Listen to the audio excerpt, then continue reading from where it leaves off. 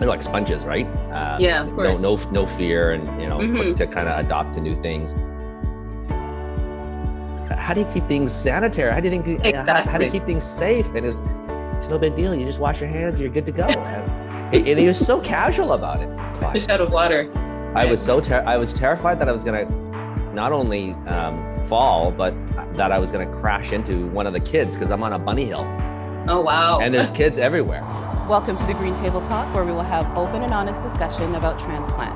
I'm your host, Jennen Johnson. And then we'll talk about dialysis in the woods and all that. I love that, dialysis in the woods. Dialysis in the woods, right? I gotta steal that line. Yes, by all means, it's yours.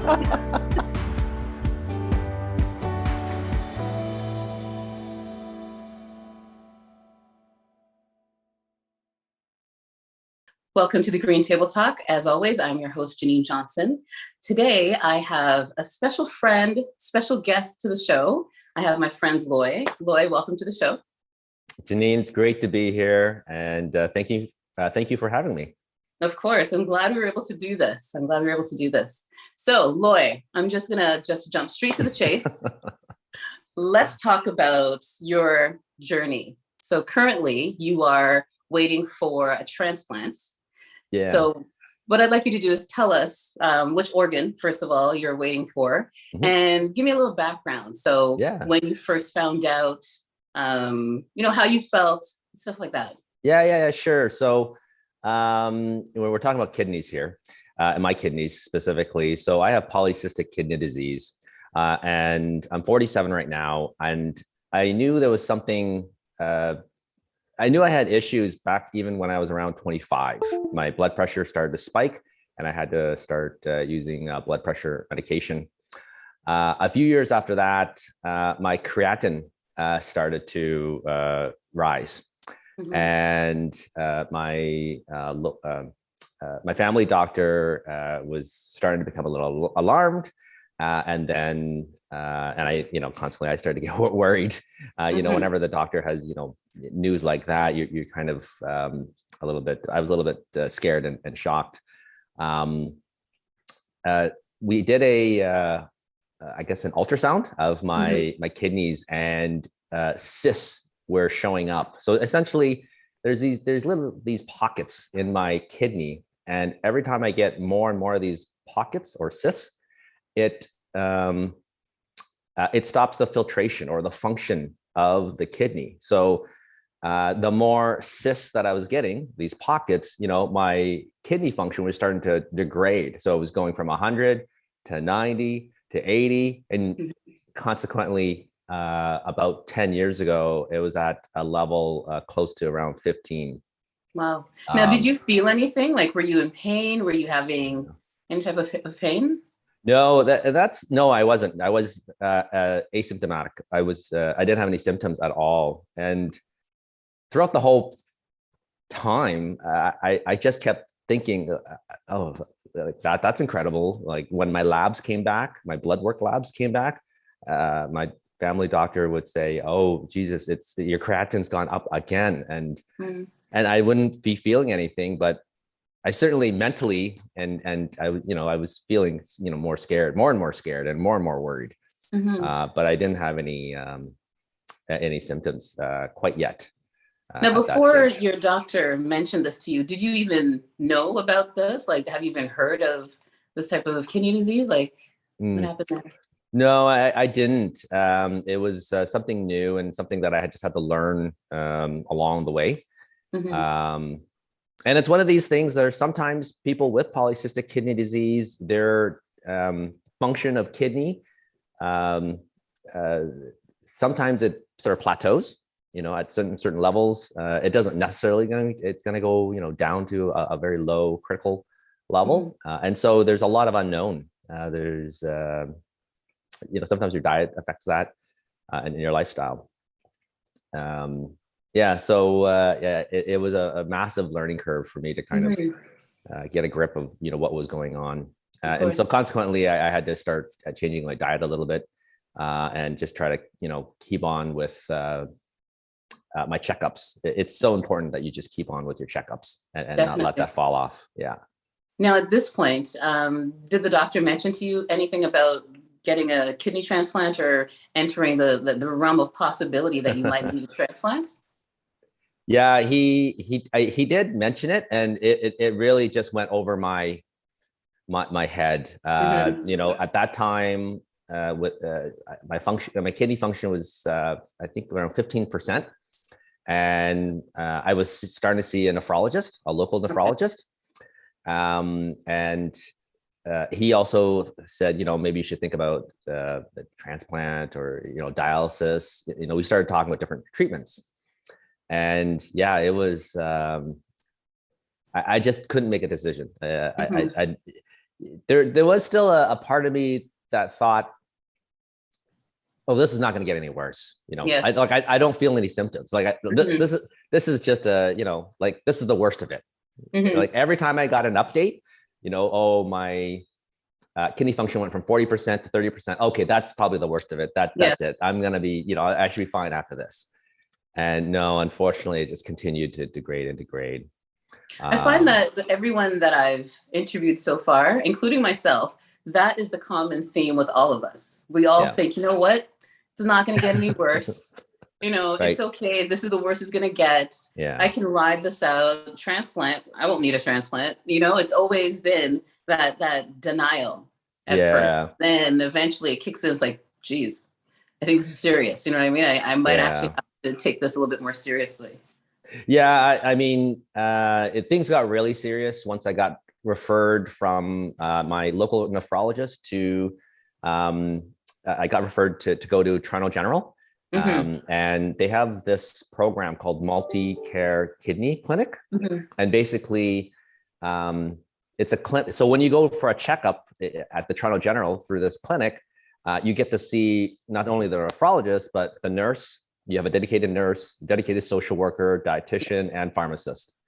And so every time you come in, you get all of these medical professionals to kind of help you out, whether, you know, it's to stabilize you or to look at different treatment options. And by the time I got there, I think I was up to 6 different medications, you know, for my blood pressure, cholesterol, and gout as well. Those 3 were the, 3. Yeah, I was getting, so I was getting gout episodes. So gout is there's essentially pain in my big toe if I eat the wrong thing. Okay. And it causes me to limp. And it is painful and it takes a few days to recover. But I never thought that was part of like the kidney problem, but I think it was. And the thing is, before I met you, I never knew that was part of the kidney problem either. So when you told me that you had that, it was just mind blowing to me because I was like, that's something I never knew of. Now, I know that PKD is something that it is hereditary as well. So is this something in your family or are you like the first person to have this? No, it is in my family. My sister has PKD, Polycystic Kidney Disease as well. Fortunately for her, it's stabilized. She's she's at about 50% kidney function, and she's been around there for a while. But she caught her PKD much earlier than me. And then I guess it just stabilized for her. Yeah. But yeah, I mean, there's a big worry from my perspective of my kids possibly getting this. Yes, of course. So we're keeping a close eye on that. Definitely. So did you think about reaching out to anyone in terms of being a living organ donor? Did you reach out to family at first? What was your course of action? Yeah. So upon the recommendation from my nurse at the Toronto General, she said, you know, your kidney function's around 15, maybe 12. It would be a good idea maybe if you think about a preemptive transplant so that you don't need to go on dialysis. Because you are trending in that direction. And I don't know, other than my immediate family, I'm not even sure who to ask. So when I spoke to a PD nurse, so I was starting to look at different dialysis treatments, and one of the PD nurse got me connected to you. and gave me insight about kind of what the possibilities are in terms of finding a donor. And then I also connected with somebody who found a donor through Facebook. Okay. And that was just another gift of knowledge to see how she kind of went about doing that. So I immediately started a Facebook page because I thought, that's going to be something I could do. There's already somebody that has done it, so I can kind of use that as a bit of a template. Yes. And I created a Facebook page, Kidney for a Camper. And I just started to diarize what I was feeling, what was happening to me, and just share with anybody, that wanted to read up on my condition, a little bit about kidney disease, and kind of, a little bit also about, if you wanted to get tested, here's how you can get tested. Of course. And it was really therapeutic. And I was able to connect with quite a number of people. Now, did you start dialysis? And if you did, what type of dialysis did you choose? Yeah, I did start dialysis. So in 2019, late 2019, my kidney function got to a point where I did need to start thinking about which modality of treatment. So whether it was going to be hemodialysis or peritoneal dialysis. And really, I couldn't make a decision. I was asking a lot of people about both modalities, and it was just really up in the air. Thankfully, a nurse at Toronto General who does work for the PD clinic, she said that, if you start PD, you'll be able to preserve whatever kidney function that you have, or be able to use the kidney function that you have. And so that was sort of the tipping point in terms of my decision. So at the end of 2019, I got the surgery for a catheter in my stomach. So that way I can start peritoneal dialysis. Now, I know you're a very active person. Like, I know you're, like you said, your page is called, like, you've mentioned camping in your page, right? So I know you're very active. How is it how do you manage to do dialysis while camping, or while, you know what I mean? Like, how is that possible? Yeah, it's a gradual thing. If I was to be honest, you asked about, how did you pick which dialysis to do? And so when I was thinking about which dialysis to do, I never considered, which dialysis would be good for camping. It was just not something I didn't even think I was going to be camping again. It was just I don't even know why I didn't even think about that. I've been camping for 25 years plus. And I never considered, hey, if I do PD, I have this possibility to still camp. It was just sheer luck. I picked a modality that was flexible enough for me to do it. So what happened was I started PD dialysis at home, and I met up with this fella. His name is Joseph Gallagher, and he does a ton of road trips. He does PD dialysis, and he does a ton of road trips all across North America. And he said, I just throw manual bags in the car, and I just do it in the car. That's crazy. And I'm like, what? How do you keep things sanitary? How do you think, how do you keep things safe? And it's no big deal. You just wash your hands, you're good to go. And he was so casual about it. And he was the first patient that was just nonchalant, just, everything's going to be okay. You're going to be fine. Yeah, that was my next question, actually. Like, sanitary, like, how do you keep it sanitary? Because when you're being taught, it's like, wash your hands, and nobody should be around, and make sure this and make sure that, and you know what I mean? So when you said you did it in like camping, I'm like, whoa, you're outdoors, bugs, trees, whatever. How does that work? But you seem to make it work, right? Yeah. Actually, you have a picture here, actually, with you doing dialysis literally outdoors in camping, which I think that's amazing. And it also shows that you can't, regardless of your situation, you chose not to let it hold you back. You still chose to live your life. You still chose to go out there camping, spend time with your family, right? Which is amazing. Hats off to you. That's great. Yeah, thank you. Yeah, when I think about sort of the gradual process of me starting dialysis, and then, so once the shock of starting dialysis wears off, you come back to your own life, whatever that is, right? Agreed. And, once you get dialed in with your treatments, right, in terms of your your process of doing Mhm. dialysis, and it doesn't take long. You're doing this every day. Yes. And so you're going to get your treatment dialed in terms of, do you sanitize? How many times do you sanitize? Do you wash first? You're going to have all of that dialed in really, really quick.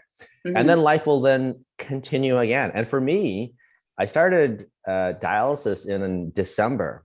And so obviously, I was able to start to ramp up and get my my knowledge up to speed quickly. And then life starts to resume. Yes. And I started thinking, well, spring is coming. I want to. I usually start camping. I usually start planning. You have to actually reserve campsites 5 months in advance to get a campsite. And so I went on a camping trip with a friend. It was actually a winter camping trip, just a overnighter. I didn't do any dialysis. I just skipped the one night, but I wanted to just see if my body could, I could still set up camp essentially. Yes. And yeah, I was able to set up camp. We made dinner on the campfire. We had a great time. It was just a one-nighter. And then I came back thinking, if I brought my manual bags, I could probably just do the treatments in the tent or in the car. I don't think it'll be that big of a deal. So the second trip I went on was with my family, and I brought manual bags, and I did the treatments in the car. It was great. It was really, really great. That's amazing. Yeah, that's amazing. And so now, sorry, go ahead. Finish. Yeah, and then the final, and now currently, because I do like to push myself a little bit, I now do canoe camping. So this is where I park somewhere along a lake, and then I canoe to a campsite, and then I bring my bags and I do my dialysis on like a tree limb. See, I love that. I love that. You're living your life, Lloyd. That's great. Yeah. Tell me about your hobbies. I know you literally just tore up the floor in your house. Oh yeah. So I don't do any winter camping, and I needed to take a week off, in November because I had some vacation to take from work. And so leading up to my vacation or my time off, I jokingly told my wife, oh, why don't we, maybe we could do the flooring while I'm off. And she's like, oh, that is a great idea. See, don't mention that to your wife. She will take you up on it. Yeah, she's like, that's a great idea. I was like, no, honey, I was joking. There's no way I could, there's no way I could do that. And she said, no, I'll help you out every morning. We'll get up in the morning before I go to work. She works in a medical profession, and so she has to do shifts from 7 to 3. So she said, I'll get up in the morning with you, and we'll do about an hour together, and then you have the rest of the day to do, continue on. There you go. I don't know. I guess we could do that. It's perfect. Look, come on, it makes perfect sense, right? Janine, I just want to tell you, there were long days. I can imagine. Yeah. You're lucky you didn't suggest painting the house as well, right? Yeah, exactly. Those boxes, so the flooring, they're engineered floors, and the boxes they're like 40 pounds each. They're not light. And so we had I think I ordered 40 of them. So I had to move them from the driveway to inside the house, because it's cold. It's November. And just doing that wiped me out for the day. So I think the plan was to start Saturday in terms of like ripping the carpet out. And then hopefully the following weekend, we would have all the flooring done and maybe just some small tasks to do afterwards. So we got just shy of that goal.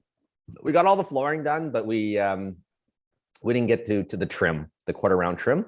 And so I had to do that a few weeks afterwards, go back to work, and then on the weekends, just finish that up. But yeah, it took about, I think all in all 4 weeks. So a full week and then 3 weekends. And, it was probably 4 times longer than what someone else, if they had worked on it. But you got it done. But I got it done. Yeah. You completed it. I got it done. And here we have a picture of the finished work.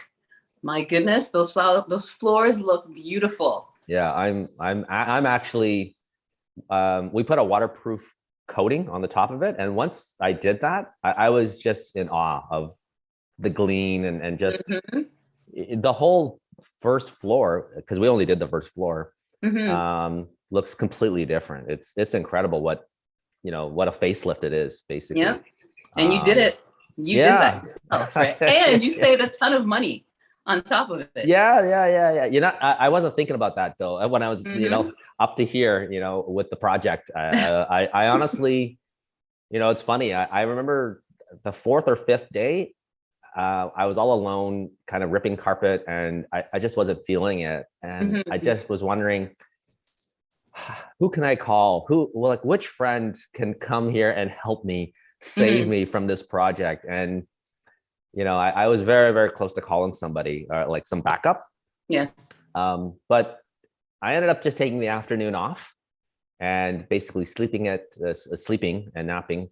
And then the next day I just went in and just told myself, listen, if it takes 4 weeks to get this done, then it takes 4 weeks. Yes. Like I have to, in life, there'll always be things that you're going to have to overcome, and you have to overcome them. Agreed. And so this project, albeit I could have got help, it's really on me to kind of finish. And, if I can take 10 steps forward, that's 10 steps forward to the end goal. Right. So I always just parceled the task into small increments, like today, I'll try to get 5 rows of, flooring done. If I can do more, I'll do more. But if I can't, I'll just stop there. And then that's all I did today. That's it. It worked. See? It really, really worked. That's very inspirational to anybody else that's watching and that's going through kidney failure or PKD. Yeah. Your life doesn't have to stop. You can still continue, doing what you enjoy doing, right? Yeah, absolutely. And that's something I would share with anybody that, watches this video. Don't let dialysis stop you from doing the things that you love. That's great. You can always just modify whatever it is that you love. Yes. And continue doing them. Yeah, exactly. So let's talk about your call. You received a call from the hospital saying, hey, we got a kidney, let's go. Yeah. So it was quick when so what ends up happening in terms of getting on the transplant list, I'm on the deceased donor transplant list. And I got on it fairly immediately. You can do that once you start dialysis. You basically get worked up and then you're on the list. And a year after I started dialysis, I got the call and I was just shaking. I was just scared, shocked. I started crying. I nearly told the caller, I don't want to go. I was just almost in shock. Yeah. And thankfully my wife was next to me and she took the phone. She said, no, he'll be there at 6 a.m. tomorrow. and she convinced me, no, you got to go. You got to go. So when you get the call, you basically need to drop everything and get ready to go to the hospital. There's a potential kidney for you. So I got the call very late. It was around 10:30, and they said, can you come as soon as possible, like tonight. We need to do some tests, and you might potentially be needing to go into surgery tomorrow for a kidney. So I packed an overnight bag and went to the hospital with my wife, and I'm just waiting, basically. They did a bunch of tests, and by midday, they told me, unfortunately, the kidney went to the primary recipient. And so that was the first call. And then subsequent to that, I think every other month I was getting a call. Almost every other month I was getting a call. So I knew I was getting close, and that I was near the top of the list. And every single time I did get the call, it got easier and easier, right? Yeah. Like I wasn't in shock. I was like, okay, I know what to do now. I know what to expect. It could happen. It might not happen. It's less of an emotional roller coaster. More recently, over the last 6 months, I've had this nagging cough. So I've had to go off the list. and get this cough checked. And I have gotten the cough checked and from a respirologist. And it's just it's a nuisance cough. There's nothing to be concerned. So I'm now looking to get back onto the deceased donor transplant list. Okay. And I got one more test to do, and I should be back very, very soon. Gotcha. Wow. So what about the paired exchange program? Is that something that you're currently on as well, or how does that work for you? Yeah, there's a great program, as you mentioned, the pair exchange, where if I had a living donor, and let's say through the workups of that living donor, it turned out it wasn't a match with my with me. What that living donor can do then is have their kidney sent to another recipient, so another person that needs a kidney. And in turn, I would receive a kidney from a different donor. And so there would be sort of a paired exchange. And these are very, very common. And they could involve many, many different pairs because there's a lot of matching going on. So you could have, 10 people involved in this sequence. And it's across Canada, which is great. I just don't have a living donor. But I was very, very close to having a living donor. So from my kidney page, there was somebody that secretly started to get tested to be a donor. And then at the very, very last hour, the transplant team deemed there was just too much of risk for this individual to proceed and to donate the kidneys. And it is so if this individual did ultimately share with me, this news, it was heartbreaking for both of us. Of course. But I think, one thing I want to say about being on the deceased donor list is that I don't need to now think about the well-being of the donor. Exactly. And I never put that into any calculation. I was always thinking, I got to find a living donor. I got to find a living donor. I got to find a living donor.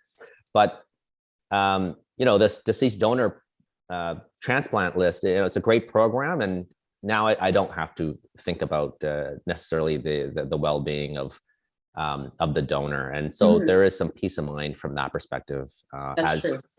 As some people, as I found out about anybody thinking about donating, in the back of my mind, I was always thinking about their well-being. Like, if they donate to me, then they won't be able to donate to their kids. If they donate to me, are they going to be okay? Like, it's just that crosses a lot of minds. That I went through the exact same thing as well.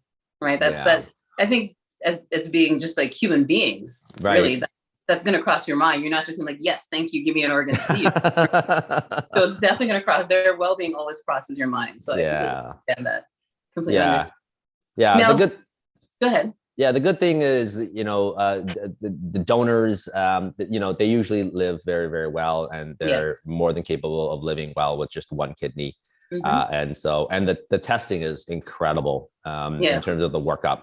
And it's not only just physical, it's also mental. At any point, they can sort of be removed from the living donor program at any point, with no questions asked. So I think it really is about making sure that there is a good match for both sides. Of course.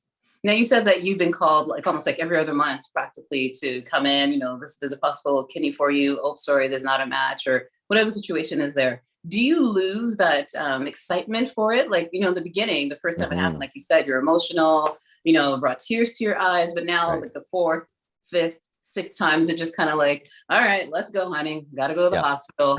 You know what I mean? Like, do you lose that after a while, or? I mean, I do lose a little bit of so I'm less scared. Okay. I'm ultimately still extremely grateful, to go through that process. And if I was, privileged enough to get a kidney, I would be ultimately incredibly, joyful. And that is always sort of constant. So, because I've only gotten to the point of the workup. I've never actually gotten the kidney. Yes. So, at some point I will get the kidney. and I'm going to feel different emotions from that point on. Of Right. course. And it'll be all new from that point Yes. on. Guaranteed. Like walking the first time with a brand new kidney, right? All these things, right? Talking to people, going camping with my new kidney. I have a whole list of things I want to do once I get a new kidney. I've already thought of things to do, to be honest with you. And, I'm looking forward to doing a lot of those things. And you're going to do all those things. Guaranteed. You are going to do all those things. I hope so. So now guaranteed. Guaranteed. So I know that you do a lot of great work with the Kidney Foundation. So tell me a little bit about that. Yeah. So the Kidney Foundation is an organization that provides a multitude of different types of support for kidney patients. I learned about them from Toronto General, my nurse at Toronto General. The social worker recommended that I get some peer support. And talk to others that have a similar condition as I had, or as I do. At the time, and this is common, a lot of kidney patients don't know anyone else that has the same problem. And so you're kind of thrust into this situation where, hey, you got to start dialysis. And you don't know anybody else that has ever even done dialysis. You feel alone. You feel alone. You totally, And you see a whole bunch of other people there, but they're strangers to you too. Yeah. Right? Yes. Yeah. And so my social worker said, I recommend that you talk to somebody and get some peer support. I was actually very hesitant to doing it. But finally, a lady, the coordinator from Kidney Foundation, she tried a couple times to get a hold of me. She got a hold of me. We had a sort of a brief chit chat. And then after that interaction, there was no follow-up. It wasn't until I started dialysis, I got my process dialed in, I started camping, I went back to peer support because now I felt, okay, now I'm ready. I'm ready to maybe share some stories that I have from maybe some other people that have gone through this. So I started doing peer support on a monthly basis. Where I get together, it was in the middle of the pandemic, so they're all Zoom calls, and I got to know other people in a similar situation as me. I got to share my experiences, and through peer support, they asked me if I wanted to be sort of an individual peer support, give one-on-one support to somebody that might value learning about my kidney journey. So I do one-on-one. And so those are very rewarding. That's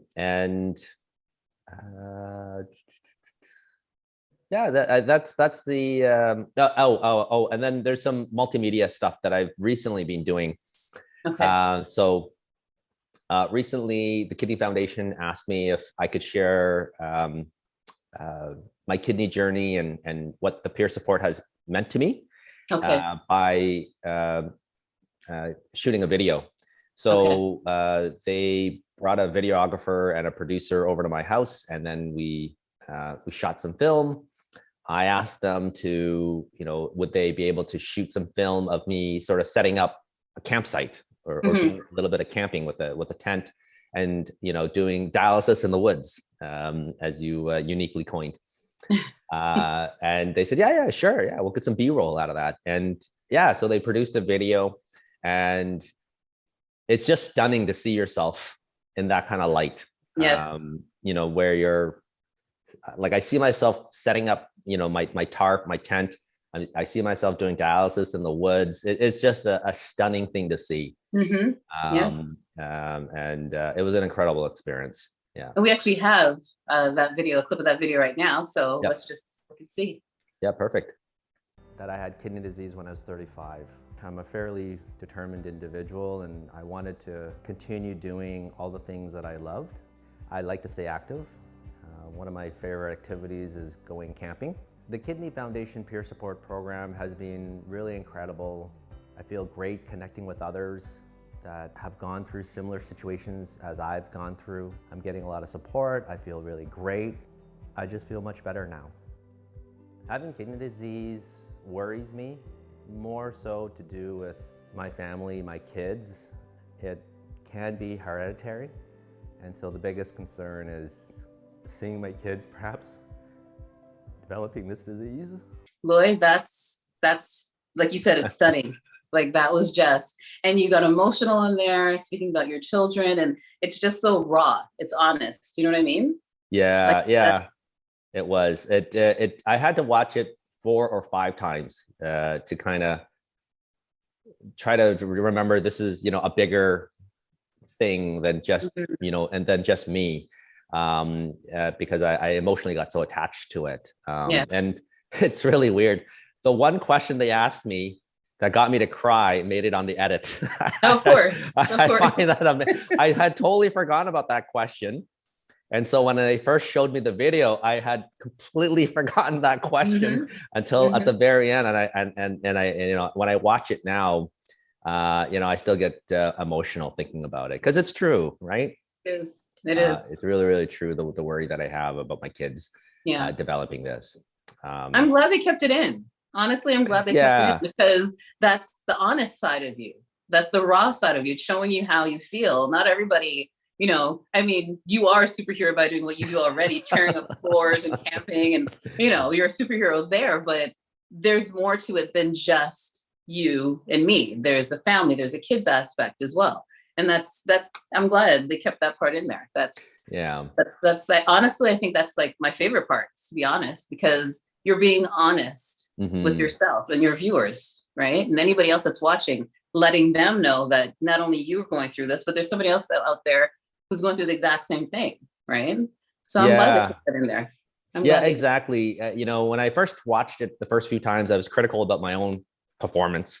Yes. But then I realized after watching it a few more times that, if I was a sort of like, if I wasn't Loy and I was watching this for the first time, I would also appreciate the genuine concern that this father has, you know, like, yes, this father has an active lifestyle, but like any father, he's worried about his kids. And that's kind of a universal thing, right? All parents are worried about their kids, and it's a universal message. And, I think I was in a great position to deliver that message. Of course. Because there's other patients. Critical. Nobody's gonna be critical of that video. They're just like you said, they're just seeing the honest state. When I started my journey, that was the first thing that I said. As you know, I took out an ad, and in the ad it says, I'm doing this so I could be here, because my daughter was 12 at the time.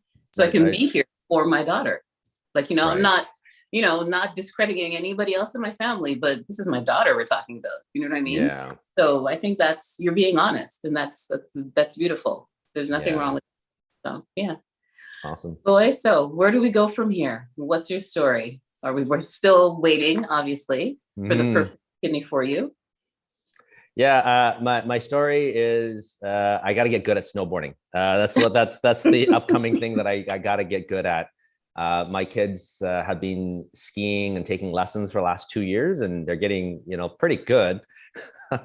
And so they should be able to go up and down the slopes without any instructional help. But they really need the parental supervision. And so that means mom and dad need to get good at skiing or snowboarding. You got to keep up, right? Yeah. So I see that as the next thing for me. And apart from that, just waiting for the next call. Well, getting back on the kidney transplant, but waiting for the next call, and just praying that, my time comes. I know it will. Of course. And in my mind, I'll then have a new kidney, and I'll still be doing the things that I'm doing now, but probably even more. Of course. Yeah. One of the things that I suffer right now is fatigue. And so every day I need to nap a couple hours, and usually it's right after work. And so I'm hoping that with the new kidney, I won't have to do that. So that will give me, 2 extra hours of my day back. And, I'm hoping I can, maybe start more exercise, more outdoor stuff as well. And you get a little bit more fit from that perspective. Just to give you a little inside tip. I've had my transplant, as you know, and I still nap after work. So I think that's just an ongoing thing that happens. So it's okay.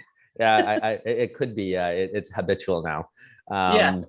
But hopefully I'll feel even more refreshed, with the new kidney. There you go. Yeah.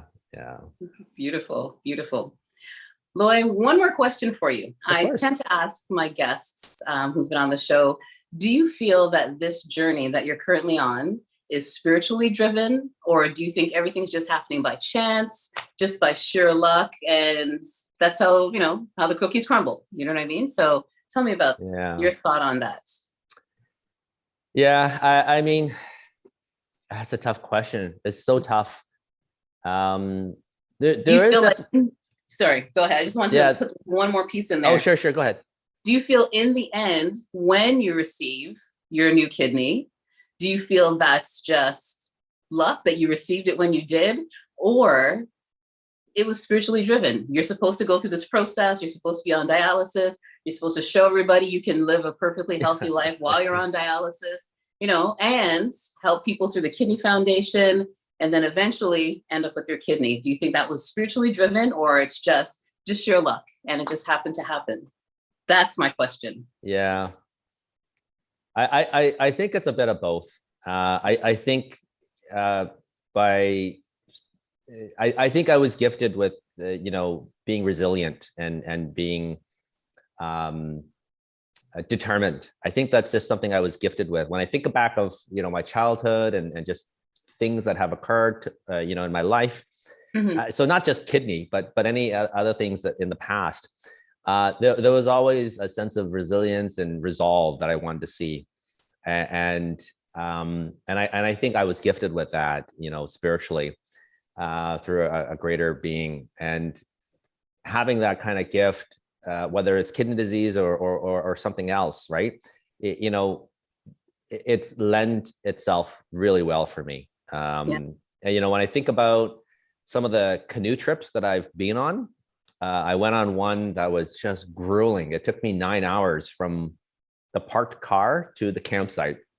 Oh. And I was completely alone. When I think about that, I mean, there's a sense of accomplishment, but I also know that, it was just only through sheer determination that, I got through that. And so, I hope that, through the grace of God, that I do get a kidney, and that, I'm able to continue on sharing, my journey with others. I really think that, that this journey has been incredible. The people that I've met through the Kidney Foundation, yourself, Facebook, I wouldn't trade it for the world. It's been an incredible community of just amazing people that I've met. And I'll continue to meet even more. Of course. So yeah, I am definitely blessed for sure. Definitely. And I said this to you before, you will receive your kidney, not if, you will. And when that happens, I'll wait for the phone call like before. And I'll wait for the phone call when you call me up and tell me, what, this is it, I'm going in. Except this time, you'll be coming out with your healthier, brand new kidney. So that's how it's going to work out. Amazing. Guaranteed. Thank you, Jennen. Amazing. You're welcome. You're welcome. So at this point, I usually share with the audience a little nugget of wisdom, just little, words and phrases to help them along with their day. And today, the phrase, which applies, specifically to you as well, everything's going to be okay. Regardless of what you're going through in life, regardless of what's thrown your way, this is just a season. Nothing lasts forever. It doesn't rain every day. It doesn't snow every day, although it might feel like it. It doesn't snow every day. It will pass. This too shall pass. Just hang in there and everything's going to be okay. So that is my nugget for today. Thank you, Jennen. I really appreciate it. No problem. And thank you for being here on the show. I'm so happy you came. I'm happy you shared your story with us. I'm sure it's impacted or touched someone that's watching our channel right now. And I wish you all the best. Thank you. As you too as well. It's been a pleasure to be on this show. Thank you. Thank you. Thank you very much for joining us on the Green Table Talk, and we will see you next time. Take care.